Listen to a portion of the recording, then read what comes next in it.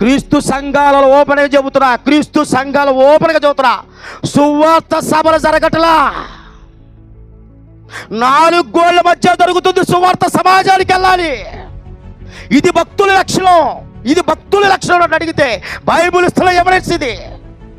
4 గోళ్ల మధ్య సమాధి చేస్తున్నారు సత్యాన్ని.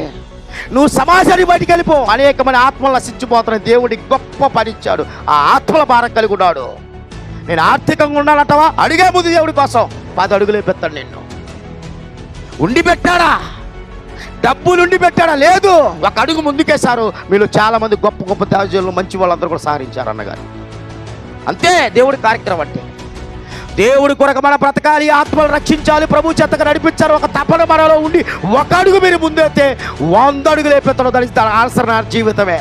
నా జీవితంలో 10ంటికి పండుకున్న సందర్భం లేదు, 9ంటికి పండుకున్న సందర్భం లేదు. 12 లేదా 4 తెల్లవారుజామున లెగిసేది కూడా 4ంటికి అలారం పెట్టుకోండి.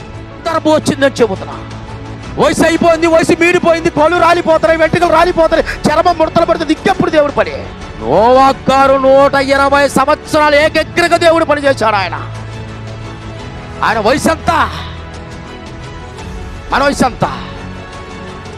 ఉన్న వాహనాలు ఉండే, వసతులు అన్నీ ఉండే, సువార్త లేదు మన జీవితంలో. 4 గోళ్ల సమాజానికి సువార్త తీసుకెళ్ళాలి. సర్వలోకానికి వెళ్ళి సర్వ సృష్టికి సువార్త చెప్పాలి. మనం చెప్పబోతే ఎవరు చెబుతారండి సత్యాన్ని?